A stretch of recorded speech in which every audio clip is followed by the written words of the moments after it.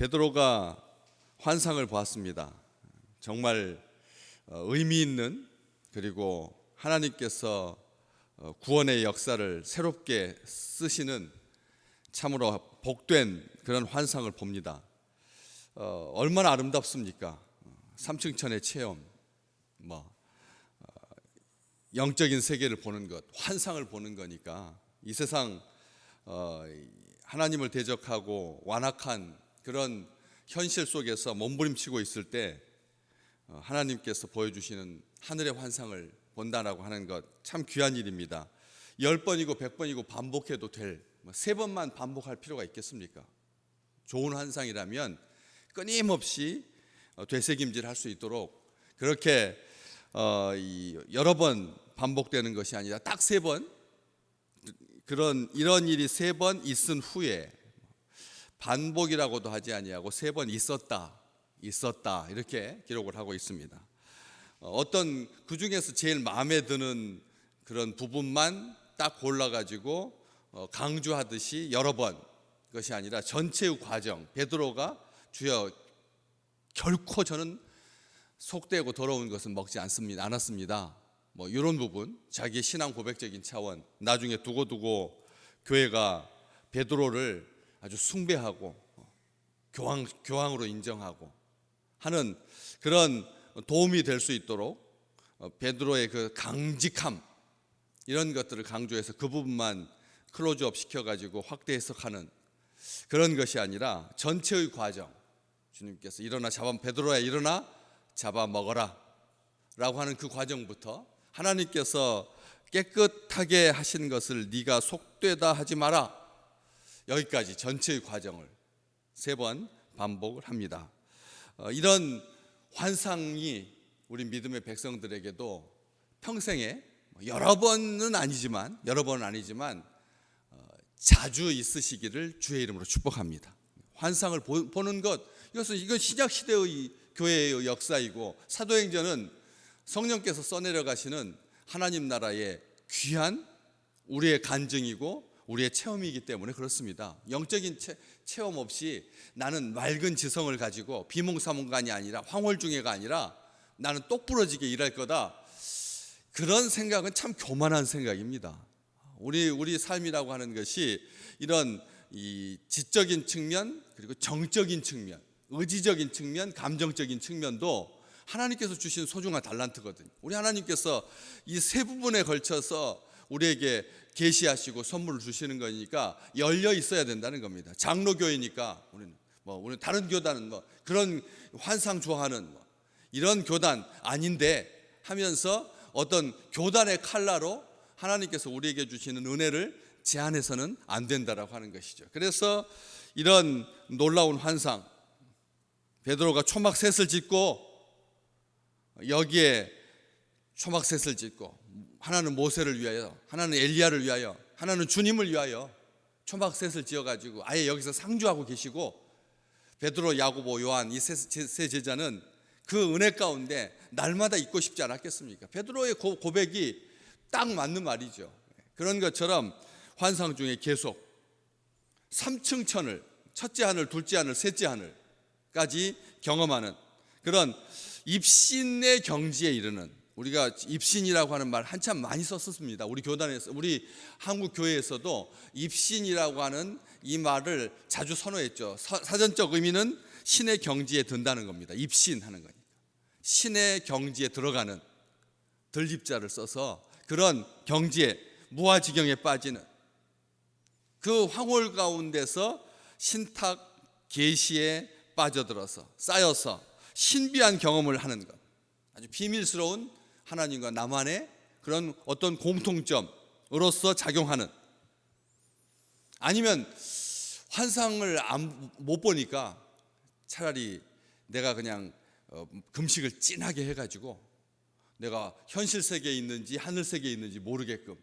하는 고행과 금욕, 이게 또 우리 교회 역사 속에 얼마나 빈번하게 자주 있었는지 모릅니다. 고행과 금욕, 또 표적과 기사, 천국 체험, 지옥 체험, 책들도 얼마나 많이 나와 있는지, 기독교 서적 공간에서 천국 체험, 지옥 체험, 이것도 기록으로 얼마나 많이 나와 있고 얼마나 많이 방영되고 있고, 또 그런 것도 아니면 뭐 쓰러지는 현상 아시죠? 기도하다가 또 오래 금식하다가 쓰러져 가지고 이 쓰러짐, 하나님 앞에서 이 쓰러짐, 이게 교주들이 아주 선호하는 하나님의 계시거든. 한쪽 이쪽 줄 한쪽 다 쓰러지게 만들. 알잖아요. 이 말을 콱 눌러가지고 마귀가 꼬꾸라졌다라고 많은 사람들에게 그렇게 보여주는, 쓰러지는 것, 또 접신, 무속화하는 기독교, 정말 경계하셔야 됩니다. 기독교가 무속화하고 있습니다. 사람들이 말씀에 만족하지 못하고 은혜에 만족하지 못하고 어떤 선을 넘기 시작하면 기독교도 무속화될 수 있다라고 하는 것이죠. 그래서 금리빨 사역하고 기도 열심히 해가지고 이빨이 금리빨로, 아말감 이빨이 금리빨로 변화된, 금리빨 사역이 한때 우리 교단까지도 막 휩쓸고 다녔지 않습니까? 그렇기 때문에 이런 것, 또 그러면 그런 것, 신비한 것 말고 우리가 보편적인 우리의 삶 가운데서 제일 행복한 거, 좋은 거 하나 딱 주셨다. 막 웃는 거, 은혜 받은 증거로 막 그냥 웃음이 멈추지 않는 거예요. 막 웃는 거예요. 그게 어깨를 들썩이면서 막 웃으면 속에서부터 막 엔돌핀이 솟아나가지고 몸도 건강해지고 마음도 건강해지고 정신도 건강해진다 해가지고 한때 이 신사도 운동, 이 시대에 하나님께서 새롭게 사도들을 일으키시는 증거가 뭐냐 하면서 막 뱀처럼 또 기어다니기도 하고, 이 강대상 아래서 막 기어다니기도 하고 은혜 받았다고 하는 증거가, 그런 것들이 우리의 아픈 흔적이고 우리의 갈망입니다. 우리도 그런 생각을 하기 쉽다라고 하는 것이죠. 그런 신비한 체험. 디모데 후서 3장 15절, 바울이 사랑하는 믿음의 아들 디모데에게 성경은 능히 너로 하여금 예수 그리스도 안에 있는, 그리스도 예수 안에 있는 믿음으로 말미암아 구원에 이르는 지혜가 있게 하느니라. 아멘. 성경이 능히 너로 하여금 그리스도 예수 안에 있는 믿음으로 말미암아 구원에 이르는 지혜가 있게 한다고, 성경 말씀이. 그래서 그렇게 말한 사도 바울은 고린도 교회에게 편지하면서 아주 극단적인 용어를 쓰죠. 고린도전서 4장 6절 말씀, 기록된 말씀 밖으로 나가지 마라. 기록된 말씀 밖으로 넘어가지 마라. 딱 이 한 말 합니다.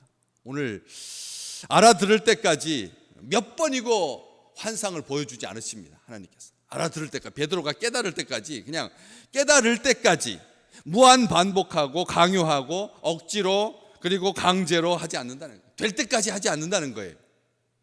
조금 아쉽죠. 3번 하고 딱 말기는 조금 아쉬운데 3번 합니다. 찜찜하게 계속 어떤 것 때문에 하루 종일 머릿속을 떠돌아다니는 어떤 그런 것 같이, 어떤 노래와 같이, 어떤 행동과 같이, 안 그렇습니까?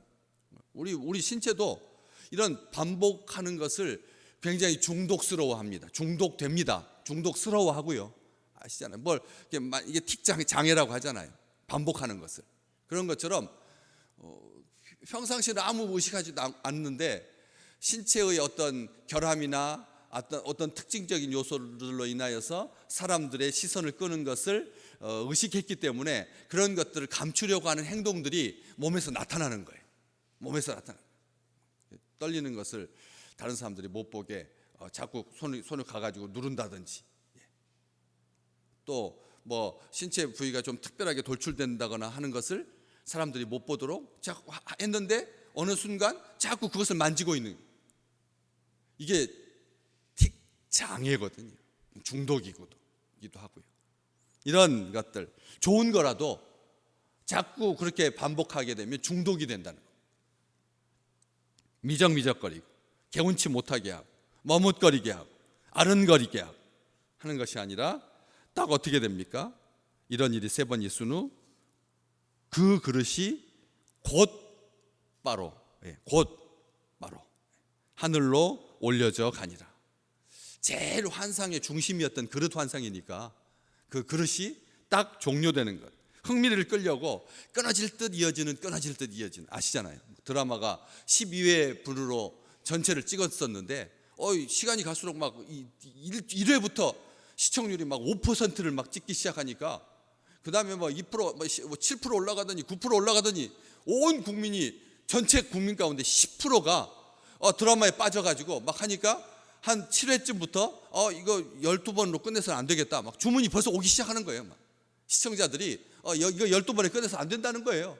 처음에 계획을 12번으로 하고 찍었는데 시청자들이 12번으로 해서는 안 된다 하니까 그것을 핑계 삼아, 여론을 핑계 삼아 그때부터 또 찍기 시작해가지고 15회까지 가고 17회까지 가고 그러니까 벌써 한 3회나 5회쯤 가면 방향과 가닥이 잡히는데 그걸 일부러 막 늘리는 거죠.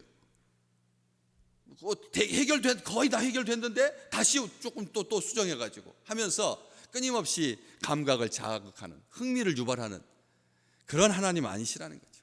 오늘 17절 말씀, 베드로가 본 바 환상이 무슨 뜻인지 속으로 의아해하더니, 그 정도에서 끝난 겁니다. 베드로도 의아해할 정도, 의아해하다라고 하는 말이 굉장히 곤혹스러운 당혹감을 말하는 겁니다. 그냥 우리가 이 말 자체가 한국어로 의아해하다, 속으로 의아해한 거야. 뭐 이게 무슨 뜻인지 고개를 갸우뚱 하는 그런 정도가 아니라 이 환상에 대해서 곤혹스러운 마음을 가질 수 있도록 하나님께서 그의 마음속에 뭔가 찜찜한 거죠. 그 환상을 보면서 왜 하나님께서 이 그릇 속에다 별 잡다한 기어다니는 막 공중에 떠다니는 부정한 그런 음식을 잡아 먹으라고 하셨을까? 환상을 생각하면서 기분이 개운해야 되는데 그러지 못한 거예요. 속으로 아주 당혹스러웠던 것입니다. 우리가 환상을 자기 구미에 맞춰서 환상을 꾸려고 합니다. 아시잖아요. 늘 자기한테 아주 좋았던 이런 것들을 꿈으로 자꾸 반복해서, 저도 그런 꿈이 있습니다. 좀 창피하긴 하지만 땅 파가지고 동전이 막 계속 나오는 이 꿈은 아마 계속 꿀 수 있을 것 같습니다. 또 날아다니는 꿈, 전 날아다니는 꿈을 아주 좋아하거든요. 그런데 날아다니는 꿈을 좋아하니까 이게 생각이 강화가 돼가지고 막 날아다녀요. 막 꿈에 얼마나 좋은지 모릅니다. 드론 그 영상 보기 있기 전부터 제가 드론이었어요 벌써. 그래가지고 막 날아다니는 꿈, 자기가 좋아하는 꿈, 자기가 좋다고 생각하니까 반복해서 그런 꿈을 꾸게 되는 거죠. 무의식 중에도 자기가 좋아하는 거 있거든요. 그런데 베드로는 자기가 좋아하지 않았습니다. 당혹스러웠습니다. 의아해했습니다.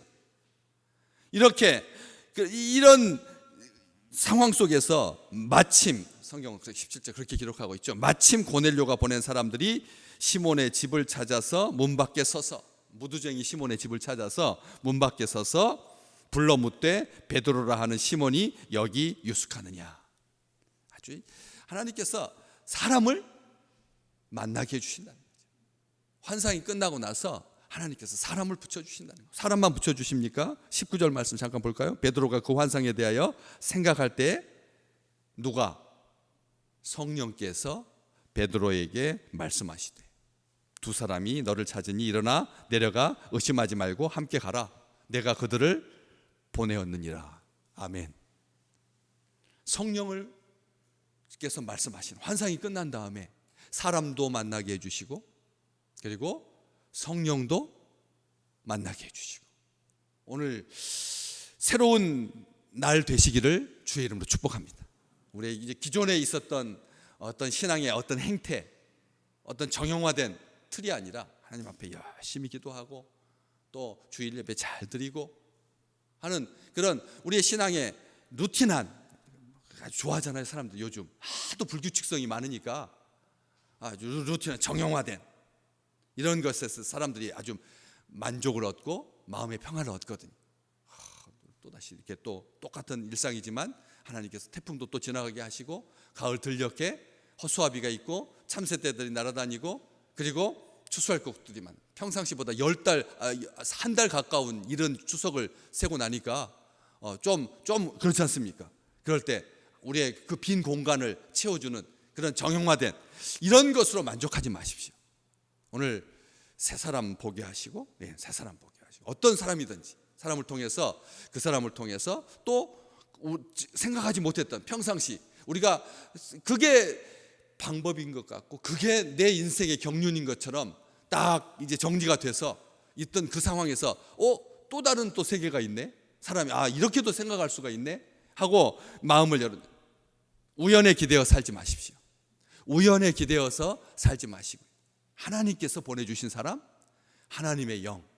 오늘 우리가 그래서 그 복음의 긴박성, 차별과 편견을 뛰어넘는 하신 말씀을 성취하시는 하나님의 말씀이 역사하시는 그 하나님을 보게 하시는, 그래서 삶으로 확인시켜 주시는 성령으로 충만한 귀한 날 되시기를 주의 이름으로 축복합니다.